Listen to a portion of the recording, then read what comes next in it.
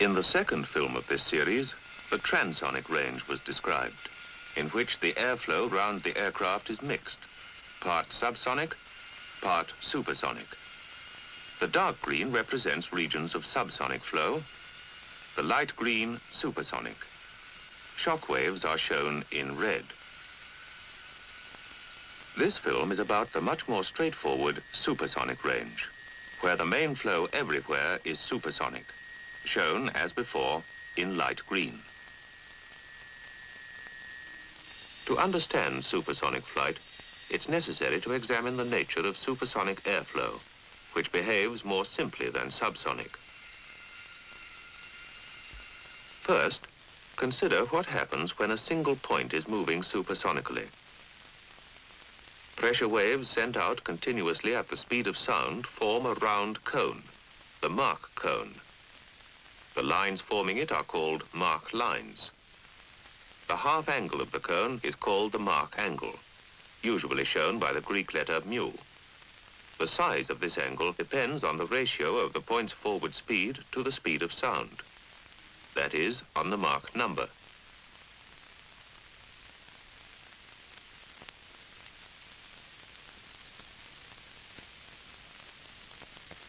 At Mach 1, the Mach angle is 90 degrees. As the Mach number is increased, so the Mach angle grows smaller. A similar effect can be seen by dipping the point of a pencil in a fast-moving stream of water. Only the region inside the wave is influenced by the pencil point. The water outside this region flows on as though no disturbance existed. In the same way, the supersonic point can only affect the air lying inside the Mach lines, shown here in white. Ahead of the Mach lines, the air is undisturbed. Since all the disturbances coming from the point are infinitely small, the speed and direction of the airflow, shown here by white streamlines, don't change as the air passes through the Mach lines. But what if the disturbance is large? Such a disturbance is produced by a leading edge in supersonic flow. An oblique shock, the bow wave, is formed. How does the flow behave as it passes through such a shock wave? Consider first a diagram of a normal shock wave. This, at right angles to the flow, always slows it down from supersonic to subsonic. The speed is represented by the length of the arrow. Here's an analogy. This toy animal walks down a sloping board, faster down the steeper part, and then slower.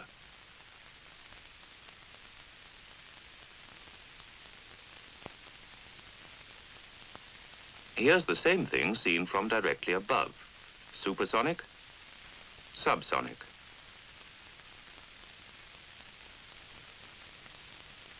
If the whole board is now pushed sideways, the animal's path across the screen is a straight line which bends suddenly.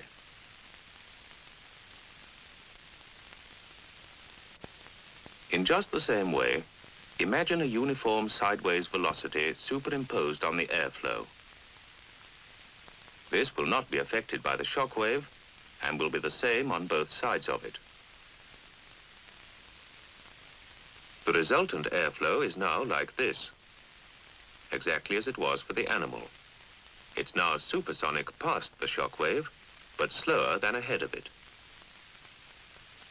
If now the whole picture is turned round, so, nothing is changed. The shock wave is oblique to the airflow and has deflected it and slowed it down.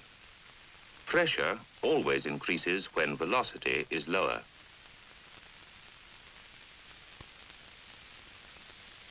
And if streamlines are drawn, they are closer together past the shock wave than ahead of it. The shock wave can be caused by a solid surface with a sharp corner. The streamlines are parallel to the surface. The surface may be the leading edge of a wing. This deflects the flow in exactly the same way.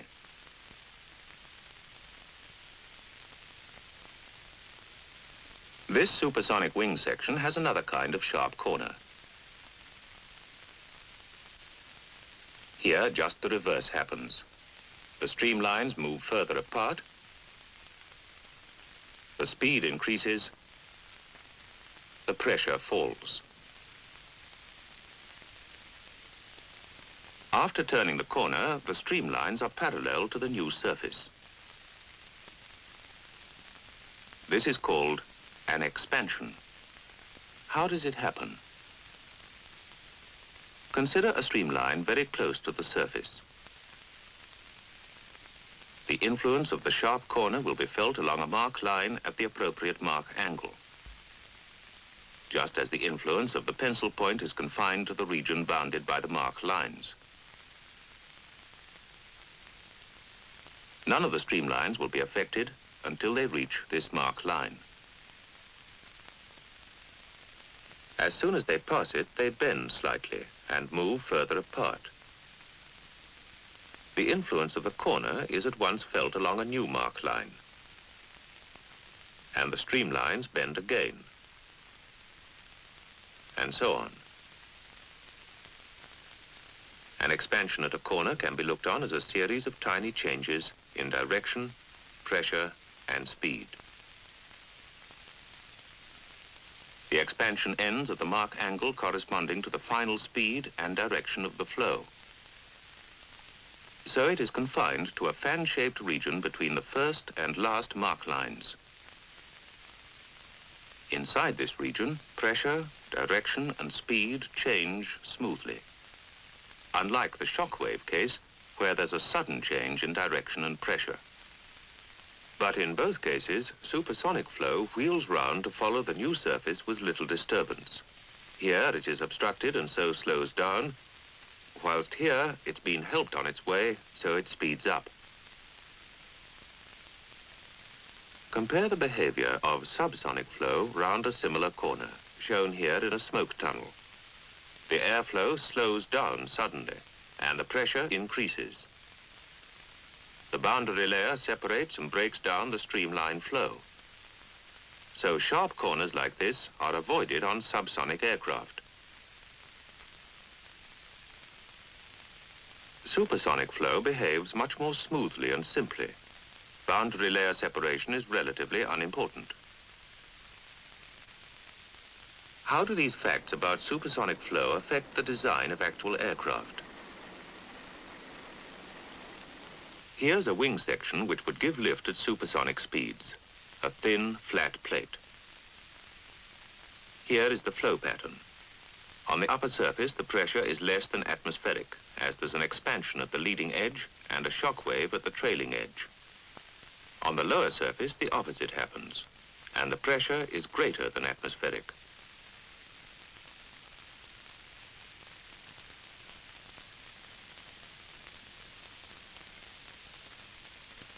Here is the pressure distribution.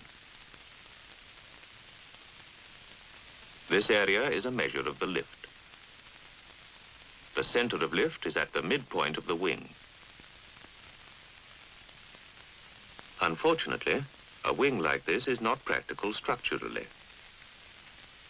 Here's one answer: the double wedge. The thickness here is exaggerated. This missile has a double wedge wing.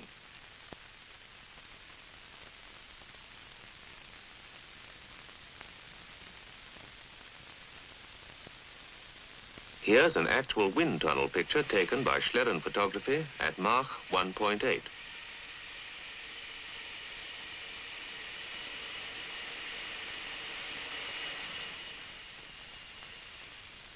Here is the flow pattern. The sharp corners on upper and lower surfaces couldn't be used on a subsonic wing because of flow separation.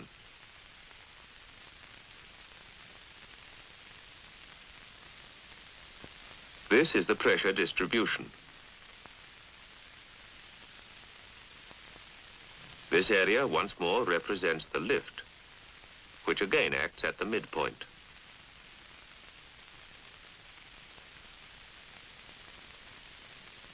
Two arcs of circles go to make another possible section, the biconvex aerofoil. The thickness here is again exaggerated. After passing through the shock wave at the leading edge, the air speeds up gradually round upper and lower surfaces, and the pressure is reduced on both. Here's the pressure distribution. This area represents lift, which again acts at mid-chord. Here's a Schlieren wind tunnel picture.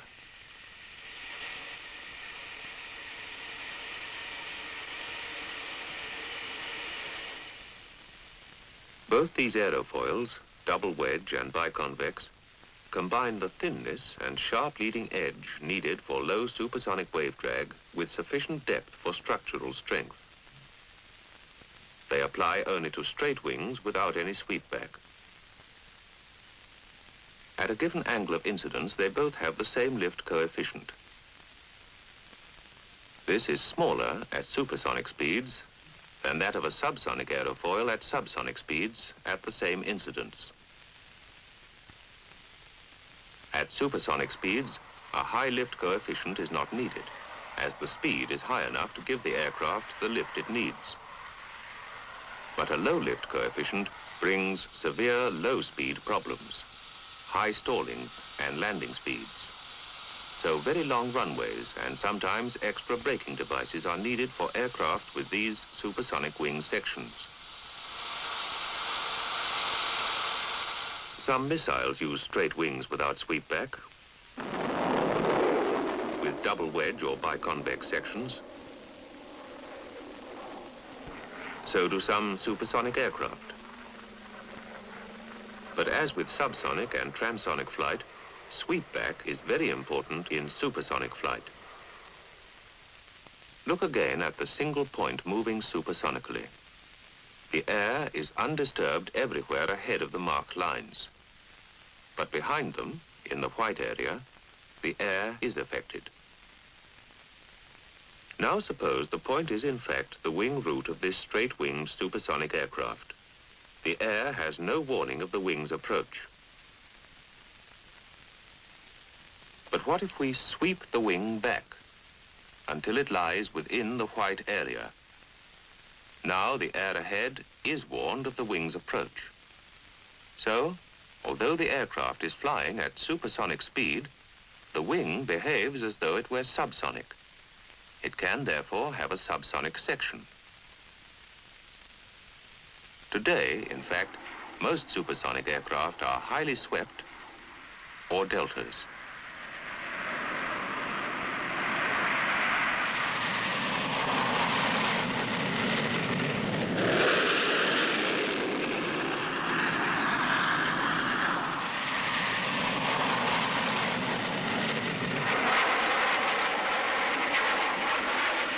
These aircraft do in fact have very thin subsonic wing sections with high enough lift coefficients at low speeds to avoid serious stalling and landing troubles.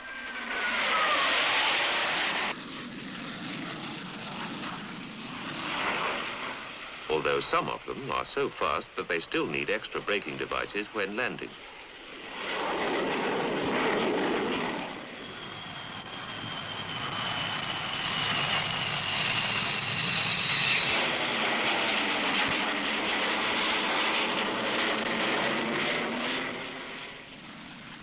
The higher the speed at which an aircraft is designed to fly, the more highly swept it must be, so that the leading edge remains inside the marked lines. But there are limits beyond which the aircraft becomes difficult to handle, both at low and at supersonic speeds. So the choice is between straight wings, usually short and of low aspect ratio for sufficient strength, or highly swept, or delta wings. What decides the plan form of a particular supersonic aircraft? It's a compromise between many factors, a very important one of which is supersonic drag. Take a delta planform such as this. Plot its drag against Mach number. The curve is like this.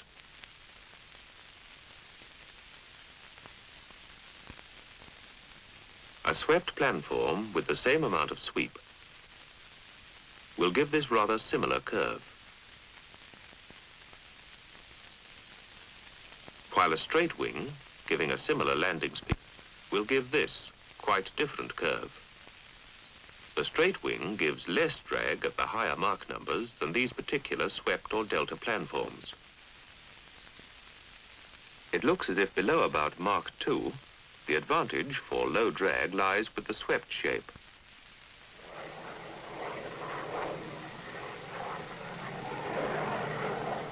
Or with the delta.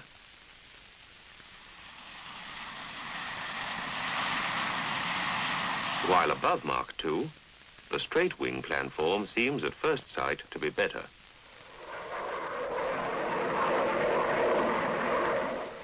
But drag can be reduced still further above Mach 2 by increasing sweep still more, provided the low-speed problems can somehow be overcome.